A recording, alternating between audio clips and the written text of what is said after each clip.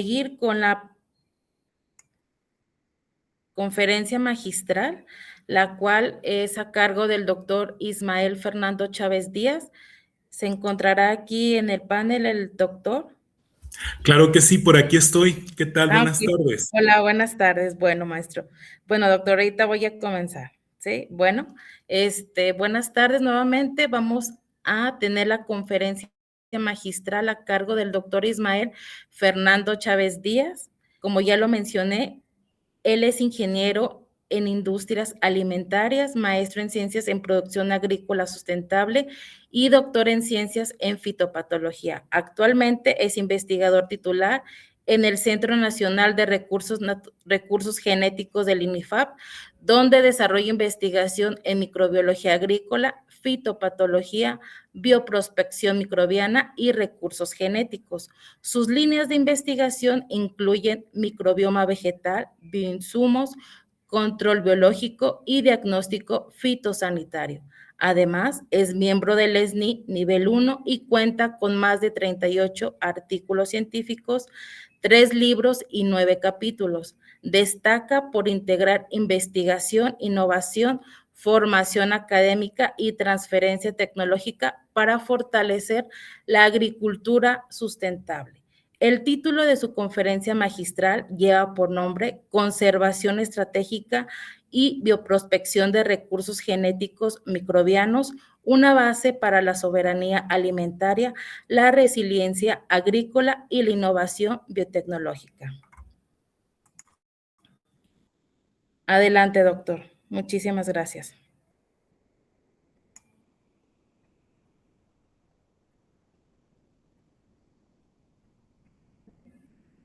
Doctor. Sí, aquí me encuentro. Nada más estoy poniendo mi presentación. Sí, perfecto. Muchísimas gracias. Y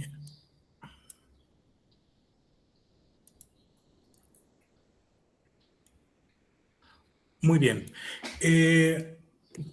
Quise dar este tema aquí en este simposio de investigación que es bastante importante, dado que muchas de las ocasiones nos topamos en los entornos agrícolas con que hoy en día estamos utilizando microorganismos para producir cultivos, pero muchas de las ocasiones desconocemos cómo debe de ser el proceso bajo el cual nosotros formulamos este tipo de bioinsumos y carecemos muchas de las ocasiones del conocimiento que nos permite saber el por qué utilizamos esos microorganismos y por qué es importante esta tecnología para la producción de alimentos.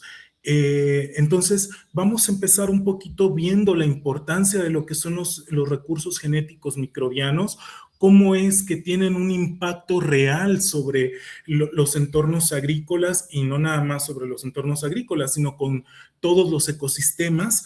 Y vamos después a ver cómo es que nosotros elegimos estos recursos genéticos para conservarlos y algunas de las aplicaciones de innovación biotecnológica que nosotros hemos tenido a lo largo de la trayectoria que tenemos trabajando aquí en el Centro Nacional de Recursos Genéticos.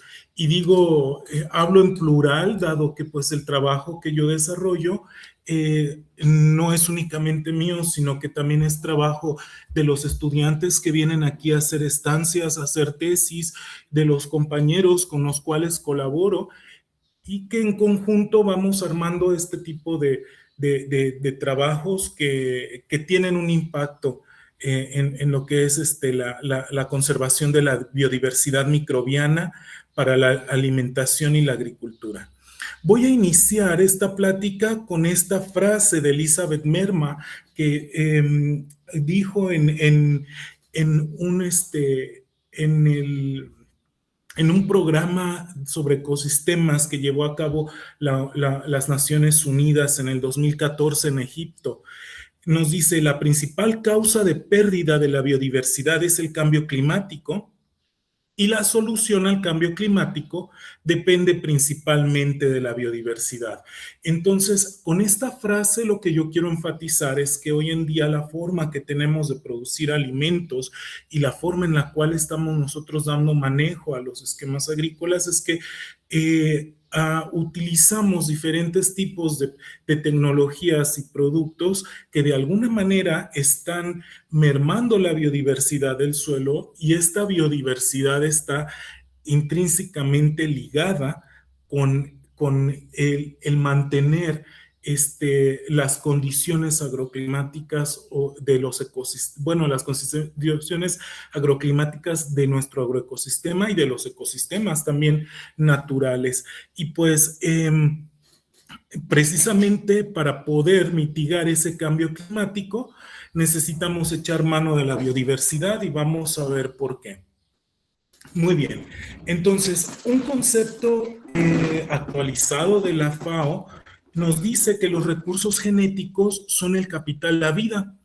Es decir, toda aquella riqueza de los genes, organismos y poblaciones que nosotros encontramos en los entornos naturales son materia prima para la evolución de la vida como la conocemos y como está por venir.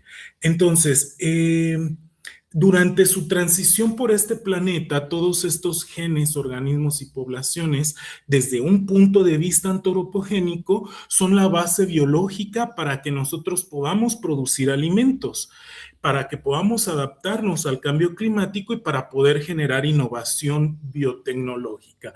Entonces, esto quiere decir que todos los recursos genéticos, y entendamos por recursos genéticos cualquier organismo biológico, sus genes o sus fluidos, pueden servirnos de materia prima para poder nosotros producir alimentos, adaptarnos al cambio climático y demás. Entonces vamos a ver por qué son importantes.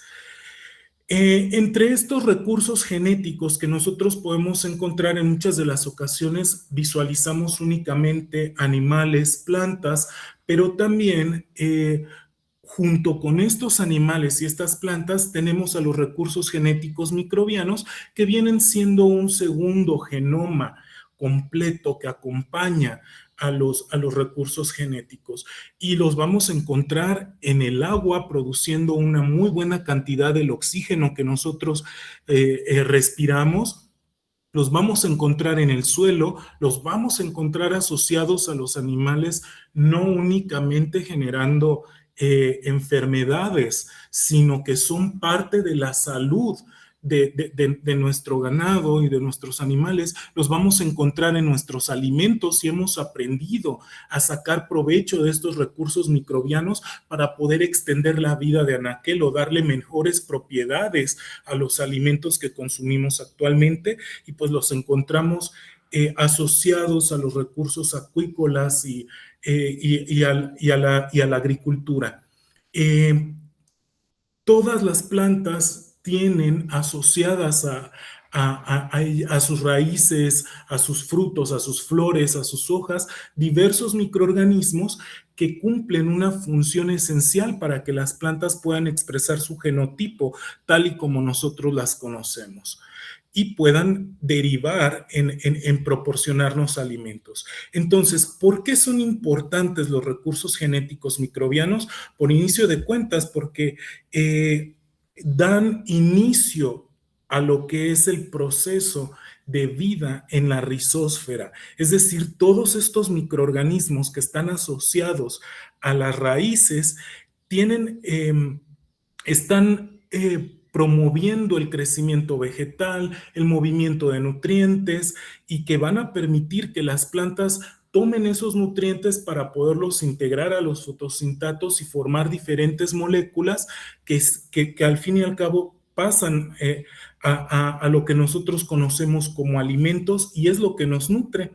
Por otra parte, todos estos microorganismos de alguna manera apoyan la productividad agrícola y la salud, desde el punto de vista en el que un microbioma bien equilibrado en las plantas, pues es promotor de la salud. Un buen balance de microorganismos en los animales o incluso en nosotros mismos, promueve la salud como tal, mitiga los efectos de los fitopatógenos. Es esencial para los sistemas alimentarios como los conocemos hoy en día. De hecho, tenemos muchos microorganismos que son claves para que nosotros podamos producir diversos alimentos, entre yogur, pan, algunos fermentados, destilados, conservas. También estos microorganismos se encuentran asociados a diferentes procesos biológicos que nos permiten mantener la salud en nuestro ganado, como por ejemplo procesos de digestión y procesos que les permiten generar los alimentos que nosotros consumimos. De alguna manera, todos estos microorganismos protegen el ambiente, dado que propician la captación de agua y la retención de la misma, y también la retención del carbono. Y pues todos estos microorganismos, una vez que conocemos sus funciones, podemos derivarlos en innovaciones y soluciones para diversas aplicaciones futuras. Muy bien, este cuadro, los próximos cuadros que voy a mostrar se encuentran publicados de una manera un poco más sencilla en un libro que trata sobre suelos forestales y sus funciones, de la editorial del INIFAP, en donde precisamente contribuí analizando cuál es la función de los diversos organismos en el suelo, iniciando por los macroorganismos, ya sean termitas, hormigas o piliones o demás organismos que podamos encontrar nosotros en el suelo, son importantes dado que con ellos empieza el reciclaje de nutrientes. Toda la materia orgánica que llega al suelo tiene que pasar por ellos para ser procesada. Entonces, muchas de las ocasiones cuando yo doy capacitaciones o transferencia de tecnología a los agricultores me dicen, lo que pasa es que pasé la rastra y dejé material vegetal, pero ya pasó un ciclo y sigo viendo los residuos. Pues sí, los residuos ahí están porque estás utilizando diversos agroquímicos que están destruyendo a todos estos trabajadores del suelo que están asociados con la formación de la estructura del suelo. ¿Sí? De que este suelo no se compacte y de alguna manera ellos están consumiendo la materia orgánica para iniciar el proceso de reincorporación. Después tenemos a todos estos mesoorganismos, los cuales continúan, una vez que los macroorganismos empezaron a romper toda esta materia orgánica, los mesoorganismos la empiezan a consumir y empiezan con la transformación de la materia orgánica hacia una materia estable, ¿sí? Es decir, empiezan con los procesos de unificación y demás. Entonces, tienen una importancia bastante clave, dado que sin ellos no podemos empezar a degradar la materia orgánica para convertirla en suelo como tal. Y por último, tenemos a todos los microorganismos que dan el paso final, en donde toda la materia orgánica que ya se unificó y que siguen siendo algunas moléculas orgánicas, bacterias y hongos tienen la capacidad de tomarlas y transformarlas a formas inorgánicas, de movilizarlas para que puedan tomar estos nutrientes las plantas e incorporarlos al proceso de producción de alimentos. Entonces, aquí me gusta a mí mucho resaltar que hay dos grupos que son bastante estudiados y que son muy importantes para el suelo. Uno son los hongos, las levaduras y los omicetos, que su función principal es la de ser descomponedores de materia orgánica, contribuir en el proceso de mineralización, y por otra parte son descontaminadores completamente de todo lo que es las moléculas tóxicas que puedan haber en el ambiente. Y una vez dicho esto, yo les pregunto muchas veces a los productores, ¿por qué estamos atacando hongos o pretendemos controlarlos con moléculas tóxicas como los fungicidas. Si bien un fungicida limita las poblaciones de los hongos en este ciclo, el hongo, su función como tal, es el ser descontaminador y va a encontrar la manera de cómo le va a hacer para degradar esa molécula química y va a encontrar la forma de generar resistencia y para el siguiente ciclo vas a tener el mismo problema con el mismo hongo, pero mucho más fuerte y vas a tener que aumentar las dosis, ¿sí? Entonces, es bueno que nosotros nos acerquemos a conocer las funciones de la diversidad microbiana que hay al suelo, dado que una vez que nosotros empezamos a entender cuál es su función y cómo se comportan, nosotros podemos dar un manejo más adecuado a los sistemas agrícolas. Por otra parte, las bacterias son organismos únicos que muchas veces decimos, bueno, es que compré un producto con base bacterias y no me sé explicar por qué tiene un efecto sobre mi cultivo, pues definitivamente porque las bacterias tienen este proceso de mineralización, de movilización de nutrientes y pueden intercambiar entre las formas orgánicas e inorgánicas de la materia y eso moviliza los nutrientes que pueden tomar las plantas y acondicionan el suelo para tener fertilidad. Además de que pueden producir diversos metabolitos que de alguna manera mejoran la estructura del suelo, estimulan la microbiota del mismo, protegen a las plantas, conservan la fertilidad y hacen sistemas resilientes. Muy bien, entonces, hacen sistemas agrícolas resilientes. Entonces, a manera de resumen de esta información, tenemos que todos los organismos que encontramos nosotros en el suelo, desde los macro hasta los micros, tienen una función específica en el suelo. La macrofauna es un montonal de arquitectos del suelo que están trabajando para nosotros, que excavan, generan galerías y macroporos, forman agregados estables, mejoran la aireación y la infiltración y el drenaje de los suelos y mezclan los horizontes al redistribuir la materia orgánica y demás. En cuanto a la mesofauna, tenemos procesadores de materia orgánica que una vez que ya fue generada en detritos por la macrofauna, empiezan con el proceso de degradarlos y de generar la unificación para que esta materia orgánica se encuentre estable y pueda formar parte del suelo. Y la microfauna son los motores de los ciclos biogeoquímicos. Ellos se encargan de reciclar los nutrientes en nuestro ecosistema. Entonces, muchas de las ocasiones yo les pregunto a los agricultores, nos enseñaron de una manera de producir alimentos en la cual está basada en que matemos todo lo que tiene el suelo para poder producir.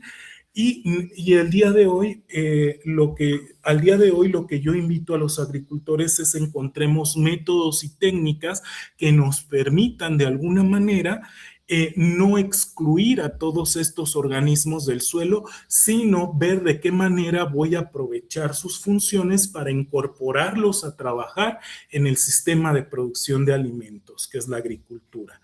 Muy bien. Entonces, estos ciclos biogeoquímicos lo que hacen es de alguna manera movilizar los nutrientes.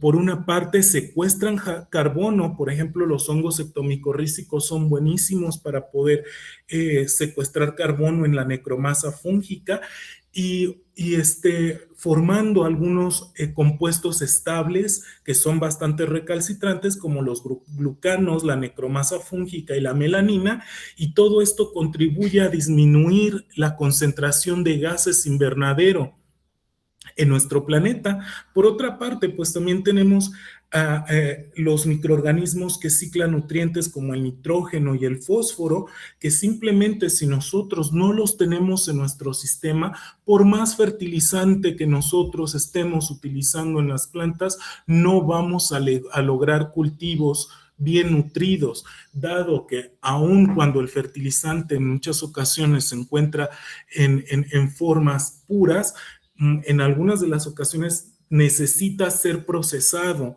por estos microorganismos para que las plantas puedan adquirirlos.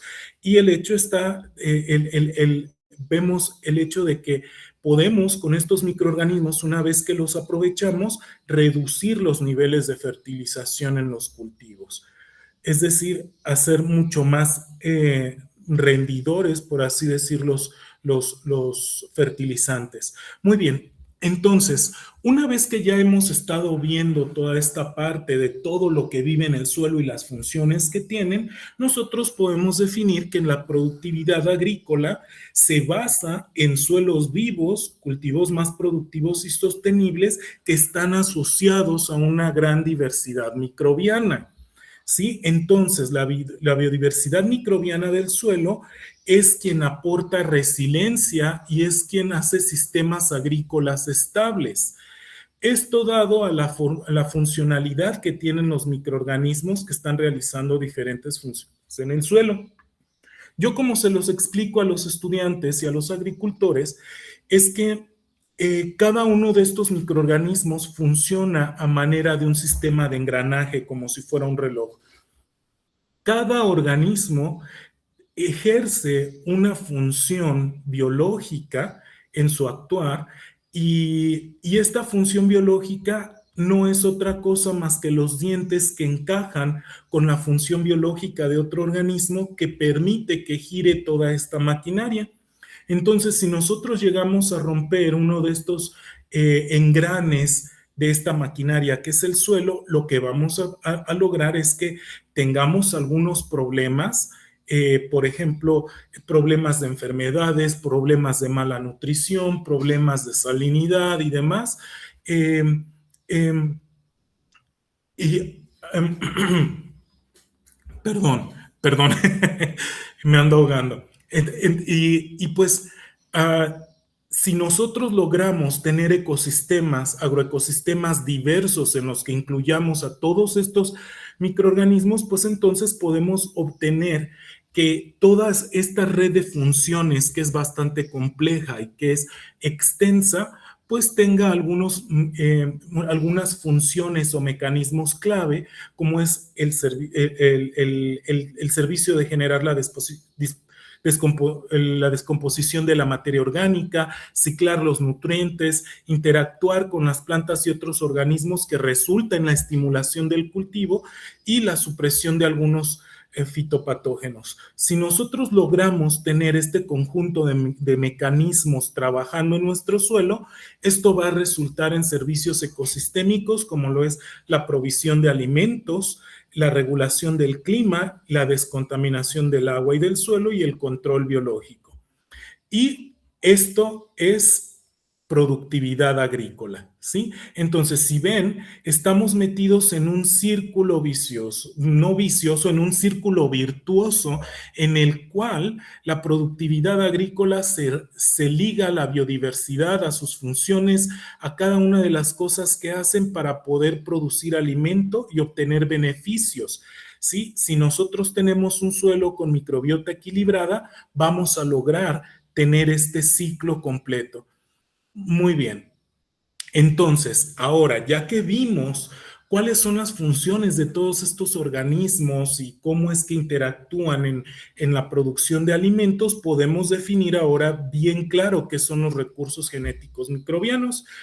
Y no son otra cosa más que la diversidad de bacterias, hongos, levaduras, arqueas, protistas y todos los demás que se les puedan ocurrir con valor agregado real o potencial para la alimentación, la agricultura y los ecosistemas. Es muy importante que recalquemos los ecosistemas porque muchas de las ocasiones nada más visualizamos los ecosistemas agrícolas, sino los ambientales. Creemos que simplemente un ecosistema ambiental solo actúa bien y tiene un buen trabajar, y en ocasiones no nos fijamos en tirar residuos agroquímicos o de la industria alimentaria y demás a parajes naturales. Entonces, todos estos recursos genéticos microbianos deben ser considerados como un patrimonio que sostiene procesos esenciales para mantener la fertilidad del suelo, para poder continuar con la producción de los alimentos y para transformar las materias primas que contiene el suelo y que permitan a la humanidad responder a los retos futuros de la agricultura y de los ecosistemas. Muy bien, entonces, en el suelo tenemos una diversidad enorme de recursos genéticos microbianos y una de las preguntas más grandes que nosotros tenemos es cómo definimos cuáles recursos genéticos microbianos vamos a conservar, porque de una sola caja Petri yo puedo obtener diversos morfotipos y si le cambio un poquito a algún nutriente al medio de cultivo que estoy utilizando, van a crecer morfotipos completamente diferentes, microorganismos con diferentes tipos de capacidades. Entonces, la conformación de colecciones núcleo es fácil para otro tipo de colecciones, como por ejemplo las colecciones vegetales, en donde una colección núcleo es un subconjunto de accesiones de una colección, el cual está diseñado para capturar la mayor parte de la diversidad genética presente en una colección inicial en un número reducido de accesiones, es decir, tener la mayor diversidad genética en un menor número de individuos que voy a conservar.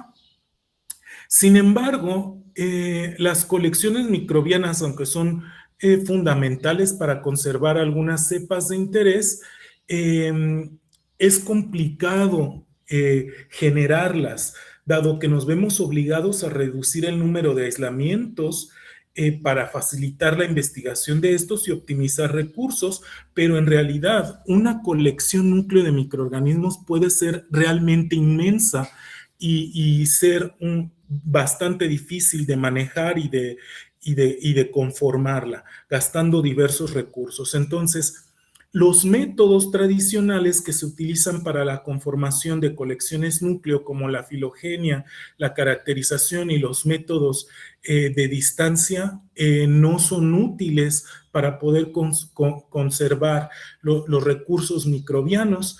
Entonces, desde una perspectiva de los recursos genéticos, es necesario que nosotros conformemos colecciones con alto potencial para la alimentación y la agricultura. Es decir, no nos vamos a poner a conservar cualquier microorganismo, sino que sean aquellos que tienen funciones esenciales y que puedan dar la pauta de hacer girar este mecanismo que les explicaba en los suelos y en los agroecosistemas.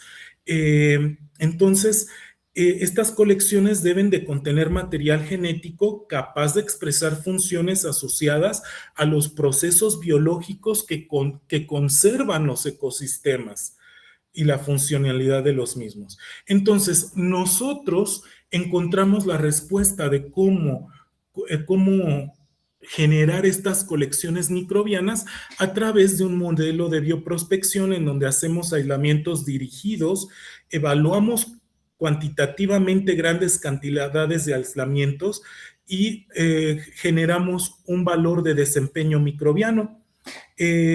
Después identificamos mediante métodos semicuantitativos las capacidades y cuantitativos las capacidades funcionales que tienen estos microorganismos y así reducimos el número de accesiones que van a generar con colecciones por grupos fisiológicos y funcionales para los ecosistemas, la alimentación y la agricultura.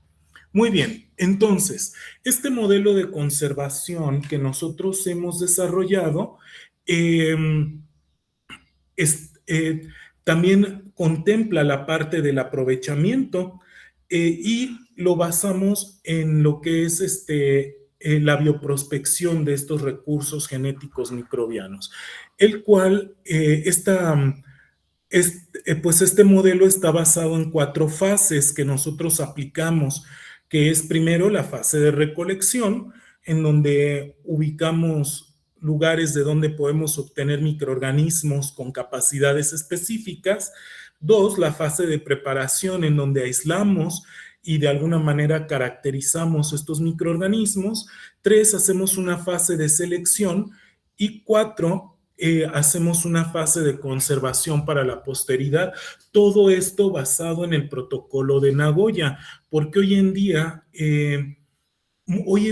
muchos de los investigadores incluso y de las empresas van, colectan, obtienen microorganismos y de ninguna manera se ponen a ver que haya un consentimiento informado de la toma de esas muestras, no hacen una carta en la cual ustedes puedan tener, no tienen este papel bajo el protocolo de Nagoya que les permita decir estos microorganismos fueron obtenidos de manera legal, y de manera consensuada, de los cuales vamos a obtener algún provecho y explicar claramente cómo es que los beneficios van a ser distribuidos o cómo es que vamos a aprovechar las virtudes de estos microorganismos, ¿sí? Entonces, hoy en día, todas las empresas que recurren a mí para ver qué son los microorganismos que están utilizando, porque muchos de ellos ni siquiera los conocen ni saben los mecanismos que tienen, estas empresas pues simplemente no cuentan con material legal que les permita decir, este microorganismo lo obtuve de tal lado y lo estoy aprovechando de tal manera y los productos que genera se distribuyen de tal forma, ¿sí? Hoy en día en México no tenemos una base normativa sobre todo esto, pero me ha estado tocando participar por ahí en algunos talleres en los cuales precisamente se habla sobre las decisiones que habrán de tomarse sobre la conformación de algunas normas para poder definir cómo podemos hacer el aprovechamiento de estos recursos genéticos microbianos. Y pues yo lo que invito es que a todos los investigadores que trabajen con recursos genéticos, con artrópodos, con algún otro tipo de material genético o recurso genético aprovechable, pues se acerquen a instituciones como el Centro Nacional de Recursos Genéticos a informarse sobre cuál es la forma correcta de hacer este tipo de aprovechamiento.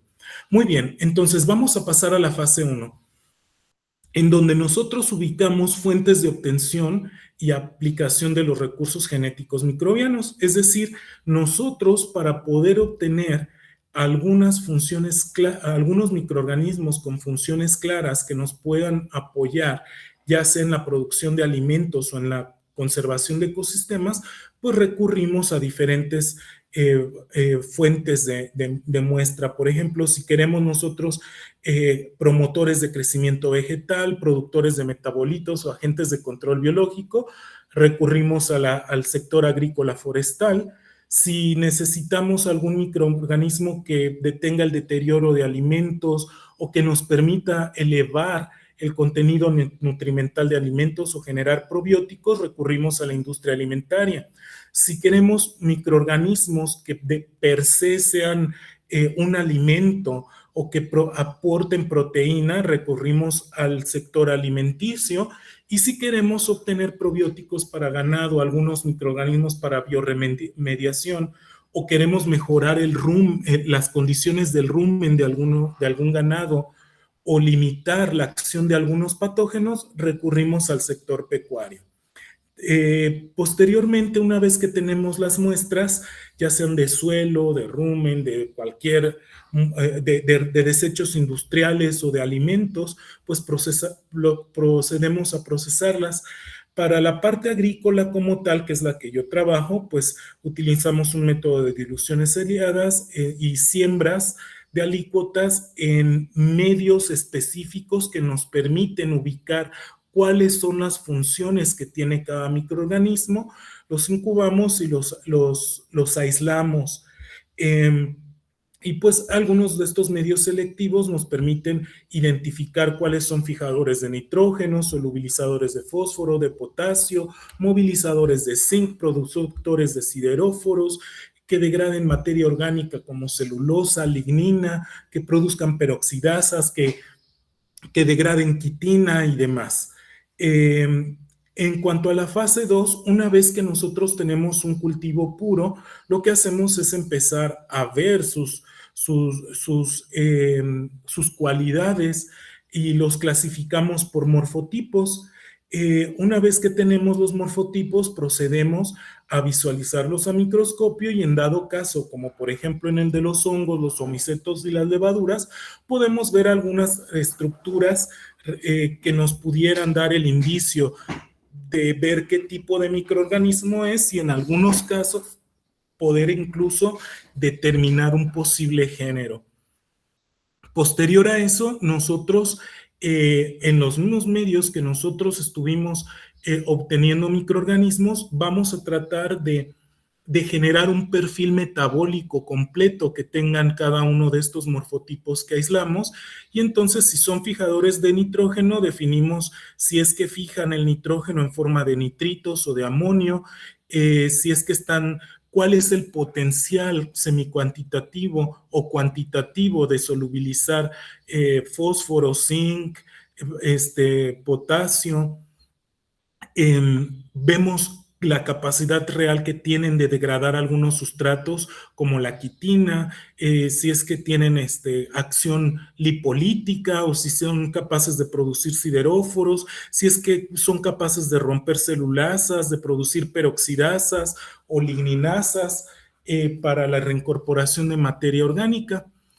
Una vez que nosotros vemos un perfil metabólico, claro, nosotros hacemos un cálculo de lo que es un valor microbiano como tal, en donde nosotros tenemos el perfil enzimático que tienen estos microorganismos, los agrupamos de manera jerárquica y vemos el potencial de difusión que tienen de estos metabolitos o de producción de estos metabolitos y de esta manera generamos un mapa de calor en el cual nos dice cuáles son las mejores aptitudes que tienen nuestros microorganismos y nos da un valor calculado a través de todas las funciones que tienen y nos clasifica también sobre qué tipo de función tienen estos microorganismos, si están implicados en la nutrición vegetal o si es que son aptos para control biológico o si están implicados en la reincorporación de materia orgánica al suelo. Una vez que nosotros ubicamos, por ejemplo, estas cepas que son bastante interesantes, procedemos a identificarlas y hacemos algunas pruebas de factores de patogenicidad para ver que sean cepas completamente inocuas. Hacemos pruebas para ver actividad hemolítica, adenolítica, producción de algunos factores de patogenicidad como toxinas y demás. Y después, los que son microorganismos deseables, pues a través de un multilocus sequence análisis tratamos de hacer árboles filogenéticos bastante robustos en los cuales nosotros podamos definir cuál es la especie de la cepa que estamos investigando. Aquí me voy a saltar a la fase 4. Una vez que nosotros identificamos los microorganismos que son viables para conservar y que ya pasaron por toda la fase de validación de las actividades funcionales que tienen, pasamos a la fase 4, en donde nosotros hacemos investigación determinando cuál es el método de conservación óptimo que podemos nosotros utilizar para poder conservar a estos microorganismos. Trabajamos con algunas suspensiones con diferentes agentes criopreservantes o bien con medios de cultivo que están sellados en tubos o bien los conservamos en arena de río estéril o en películas orgánicas o en granos de algunos cereales o incluso en liofilización y actualmente tenemos tres procesos de conservación que aquí no los muestro porque pues tienen fines de patente, pero en los cuales a través del uso de nitrógeno líquido y de microgotas logramos que se conserven los microorganismos hasta por más de 10 años en criopreservación. Utilizamos diversos criopreservantes y métodos que algunos de ellos en verdad hemos visto y hemos dicho cómo una cosa tan sencilla que no se me había ocurrido aplicar puede conservar microorganismos por tiempo prolongado bajo condiciones de criogenia. Muy bien, entonces,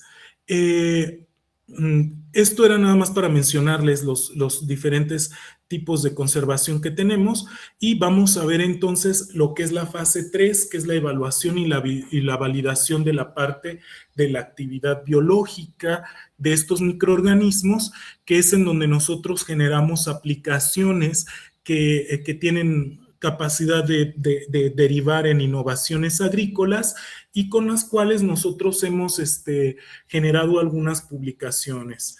Muy bien, nosotros trabajamos mucho con razas de maíz. En este artículo, nosotros recurrimos a varias razas de maíz en donde fuimos a colectarlos a sus lugares de origen. También otra cosa es que trabajamos casi siempre con microorganismos nativos, nunca trabajamos con microorganismos exógenos. Consideramos que los ecosistemas tienen la solución para poder resolver diversos retos que tiene la agricultura hoy en día. Entonces, aquí en este trabajo que fue financiado por la Secretaría de Ciencia y Tecnología, lo que antes era CONACYT, pues aislamos diferentes especies de diferentes complejos de Fusarium de las razas, pero también aislamos diversos hongos que estaban asociados a la rizósfera y que tenían de alguna manera actividades benéficas para aprovecharlas. Entonces, los aislamos, identificamos algunos de ellos como pertenecientes al género Penicillium, Talaromyces, Metarrhizium, Trichodermas, y identificamos a los fitopatógenos en 4 grupos, que es el grupo de Fusarium sambucinum, el de Incarnatum equiseti, Fusarium fujikoroi y Fusarium oxysporum. Una vez que nosotros teníamos a estos hongos benéficos y a los hongos fitopatógenos, procedimos a hacer cultivos duales para ver si es que había alguna manera de que se estuvieran interaccionando estos microorganismos y pudiéramos tener algún provecho de estos. Entonces vimos que algunos, como Aspergillus, sí tenían la capacidad de limitar a varios de estos Fusarium de diferentes grupos y demás, pero aquí nosotros les recomiendo que fijemos la vista en este Metarrhizium, que si bien nada más en caja Petri solo observamos la actividad antagónica contra un grupo de Fusarium, tuvo buenos resultados en comparación con los otros géneros. Hicimos estos cultivos duales y nos pudimos dar cuenta de que algunos de estos hongos tenían la capacidad de producir antibióticos que no permitían, antibióticos difusibles en el medio, que incluso coloreaban el medio de un color diferente y que limitaban el avance de Fusarium. Otros simplemente por competencia se esparcieron en el medio y no dejaron que creciera el Fusarium, y otros efectivamente tuvieron capacidad de parasitar al Fusarium. Posteriormente, una vez que identificamos a las cepas con esta capacidad, procedimos a hacer una evaluación de germinación en semillas, en donde vimos que se incrementaba casi al 100%, al doble, es decir, la capacidad de germinar de las semillas, de unas semillas que ya teníamos de una variedad, de una raza con la que estábamos trabajando, que tenía un muy mal porcentaje de germinación, y vimos cómo es que Metarrhizium y algunas otras cepas tuvo la capacidad de aumentar la capacidad de germinar esas semillas una vez que estaba en contacto con estos, y también inoculamos todos estos hongos, tanto a los fitopatógenos como a los benéficos, en plántulas de maíz. Y vimos que algunas, estando presentes las 4 cepas de Fusarium, tenían una muy buena capacidad de generar enfermedad, sobre todo la del grupo de Fusarium sambucinum. También sola produjo buenos niveles de enfermedad, la de Fusarium fujikoroi, y vimos que el hongo Metarrhizium como tal limitaba la acción de es decir, cuando nosotros inoculábamos a Metarrhizium con la cepa de Fusarium sambucinum, que fue la más patogénica, las plantas no expresaban enfermedad.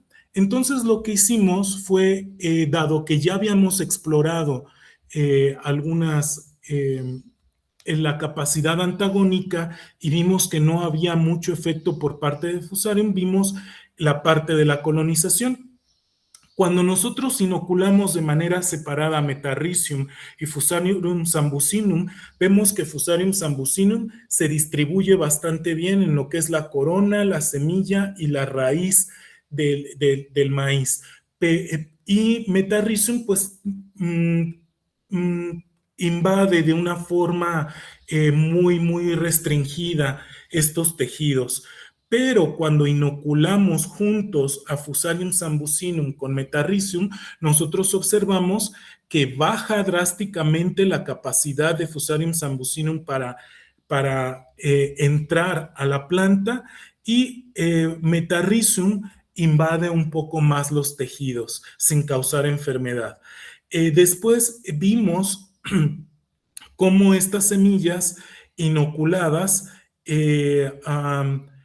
cómo se comportaban en la presencia de estos hongos, y pues vemos que Metarrhizium en presencia de Fusarium sambucinum es muy similar al control en lo que es la producción el número de raíces que tenía. Bueno, en el Doctor, le largo de quedan 10 minutos, disculpe. Ok, muy bien. Tenemos también eh, avanzamos y vemos que en cuanto a la parte de la producción de enzimas, estuvo muy ligado a la producción de celulasas y lipasas, la producción de sideróforos. Posiblemente de esa manera nosotros podamos explicar la capacidad de que limitó Metarrhizium, la capacidad de colonización de Fusarium sambucinum. En otro estudio, en donde Nature Conservancy nos financió este estudio en Chiapas, vimos la compatibilidad entre algunas cepas fúngicas, algunas levaduras y algunas bacterias que obtuvimos de Chiapas, y conformamos algunas comunidades sintéticas que inoculamos en maíz, y vimos que tenían la capacidad de aumentar la capacidad de germinación de algunas semillas de maíz, mejoraron el peso fresco y el peso seco de las plántulas germinadas con estos microorganismos, y pues vimos que estas capacidades se debían a la capacidad de la bacteria de producir, de movilizar fósforo y potasio, de la levadura de alguna manera estaba aportando nitrógeno a la planta, produciendo factores de promoción de crecimiento, producción de sideróforos y, perdón, protección de la planta contra salinidad y contra estrés hídrico, y el hongo estaba movilizando zinc, produciendo sideróforos y reincorporando materia orgánica al suelo.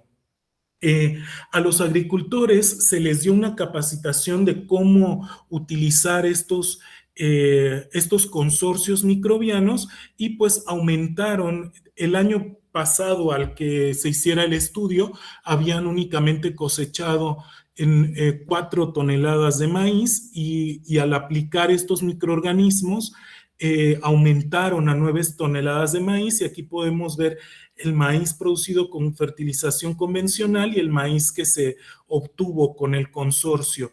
Estas son algunas de las mazorcas que se produjeron para este proyecto en Chiapas. También nosotros hemos incursionado un poco en el generar proyectos dirigidos a la generación de métodos de evaluación de microorganismos. Por lo general, los investigadores recurrimos a germinar semillas con microorganismos en cajas Petri o en cajas de acrílico, pero las plantas que se generan con estos métodos son plantas que pobremente podemos utilizar para poder derivar en algunas mediciones agronómicas y determinar el efecto de los microorganismos. Y lo que hicimos fue el método de rollos de la ISTA para germinación en rollos de papel de la ISTA, lo adaptamos para poder inocular microorganismos con algunos pasos extra, y vimos que efectivamente podíamos obtener resultados bastante favorables que no se ven ni en la caja de acrílico ni en las cajas Petri. Por otra parte, también hemos observado cómo en ecosistemas afectados, como por ejemplo en el Monte Tlaloc, después de un incendio forestal, fuimos y tomamos muestras, recuperamos microorganismos, los aislamos y los inoculamos en maíz. Obtuvimos varias especies de Bacillus y algunas de Penibacillus, las cuales demostraron una muy buena capacidad de limitar el crecimiento de algunas cepas de Fusarium que encontramos en algunas semillas de maíz de razas que ya habíamos trabajado.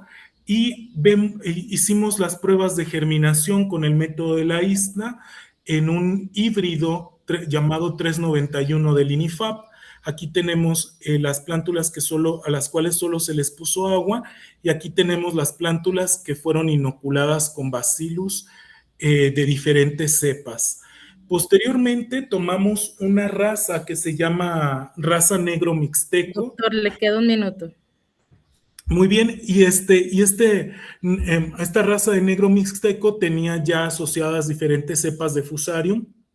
Sabíamos que las semillas al germinar se veían de esta manera por estar infectadas con el patógeno, y cuando nosotros incluimos la bacteria B4 y B28, vimos que son capaces de limitar la acción del fitopatógeno. Muy bien. Entonces, también hemos tenido bastantes aplicaciones en frijol, tomate, lechuga. Con estos ganamos un premio en Cuba por la Academia de Ciencias, en donde hicimos aportaciones al ver un Bacillus thuringiensis que ha generado bastante buen control biológico por parte de fusibles y volátiles. Logramos reducir el meter nutrientes exógenos al sistema agrícola al 50% en lechuga y en tomate. Y pues también hemos trabajado con enfermedades de higo, en donde tenemos por ahí algunas especies nuevas para reportar, y lo mismo en agave. Lo que yo quiero terminar en esta presentación es que no es necesario que nosotros utilicemos microorganismos exógenos para poder obtener un muy buen resultado en nuestros sistemas agrícolas. Muchas de las ocasiones, los microorganismos nativos del suelo donde estamos produciendo tienen la respuesta a diferentes necesidades que nosotros tenemos en los sistemas agrícolas. Y pues bien, este trabajo no lo hago yo solo, lo hago en colaboración con la doctora Lili Zelaya y con mis estudiantes, actualmente la doctora Adriana, la casi doctora Adriana Pérez, el casi doctor Gustavo Mendoza, y estudiantes, un estudiante alemán llamado Amos Mertens y un estudiante de la UDG llamado Daniel Gómez. Por mi parte es todo. Disculpen, no me di muy bien mi tiempo, disculpen que tuve que terminar de manera acelerada, pero les agradezco mucho la invitación. Muchísimas gracias, doctor. Y muchas felicidades por su conferencia magistral, y agradecemos estos temas tan innovadores y la verdad que para mí, que trabajo el área de suelos, me parece algo muy, muy, muy interesante desde el inicio. Eh, no sé si alguien tenga alguna pregunta para el doctor.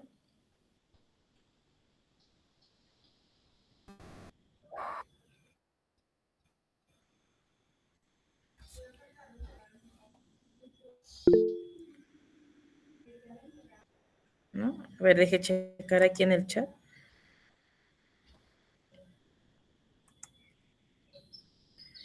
Sí, adelante, Oscar. Ok, Oscar, no. Oscar, adelante. Sí, muchas gracias a todos. Si me escuche. Sí, Sí, gracias, gracias, doctor. Pues muy buena su presentación y con bastante información interesante. Me llama la atención varios tópicos, pero uno de lo que me llama la atención es cómo podrían identificar ustedes la mayor eficiencia de esos materiales eh, pues microbianos o genéticos locales, endógenos, comparados con los exógenos. En el sentido siguiente, usted mencionaba de que hay poca información acerca de esos microorganismos que trabajan algunas empresas con respecto a si son o no, digamos, normados o si tienen los derechos o este tipo de situaciones, ¿va? En el aspecto de incidir en normas o actualizaciones de las ya existentes o generación de nuevas y de cómo se trabaja con comunidades de productores para este tipo de, digamos, resguardo de su material genético, macro y microbiológico. No sé si me doy a entender con mi pregunta. Gracias. sí, claro que sí. Muy bien, por inicio de cuentas, nosotros hemos detectado que estos microorganismos exógenos de alguna manera sí están funcionando. Algunos de ellos se establecen de manera bastante efectiva, pero afectan a las comunidades microbianas nativas. Eh, Nosotros lo que hemos hecho es optar precisamente por trabajar con todos aquellos microorganismos que ya están asociados con variedades de frijol nativas, o regionales, con razas de maíz no comercial, sino más bien, perdón, con variedades de maíz no comercial, sino algunas que trabaja el INIFAP, y con las razas que precisamente hoy en día pretendemos conservar. Entonces, los proyectos, cuando nosotros los generamos, ya tenemos por ahí ubicadas algunas de las comunidades de agricultores que sí están constituidas como sociedades. Vamos con ellos, damos el consentimiento informado de qué podemos trabajar con ellos, qué podemos hacer, y pues efectivamente cuando nosotros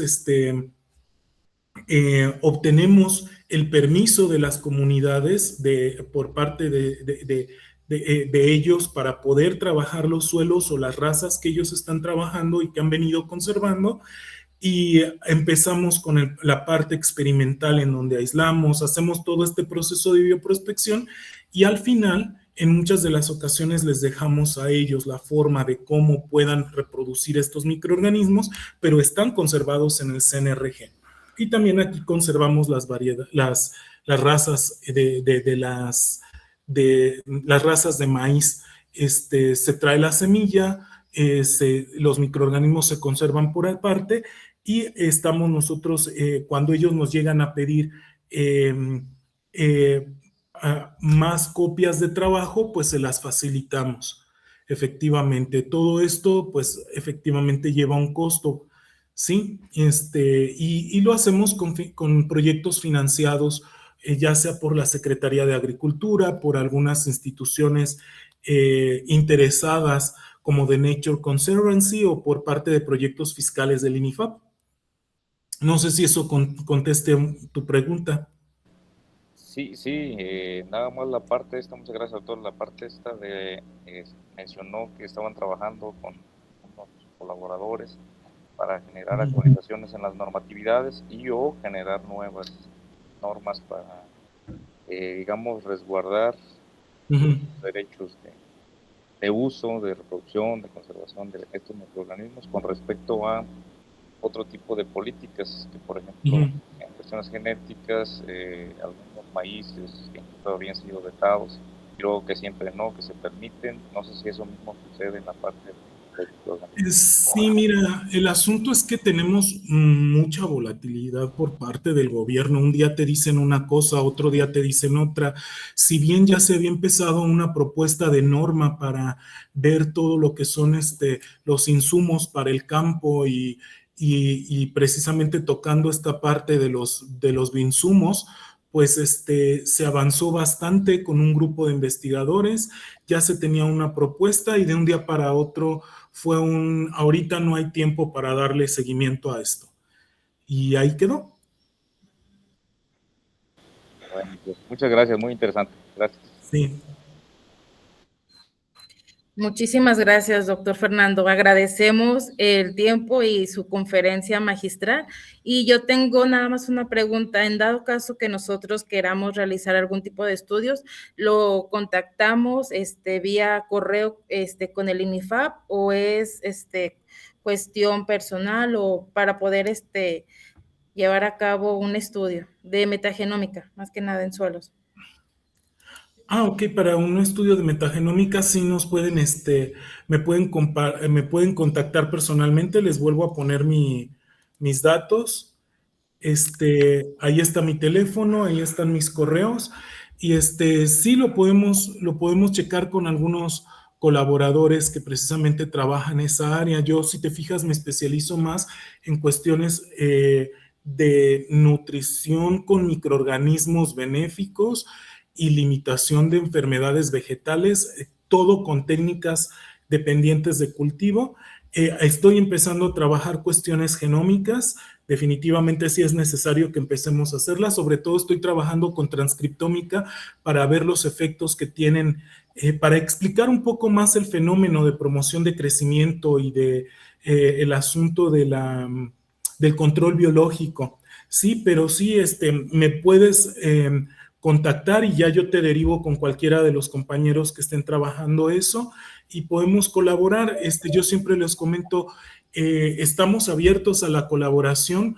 Tenemos experiencia, por ejemplo, el Tecnológico de los Reyes nos pidió una actualización para su personal docente en donde les llevamos todas estas técnicas y han empezado a publicar bastante con los cursos que nosotros les dimos. También el Tecnológico de Zamora nos pidió una actualización en cuanto a lo que es educación basada en el enfoque de recursos genéticos para la carrera de innovación agrícola sustentable y la carrera de industrias alimentarias.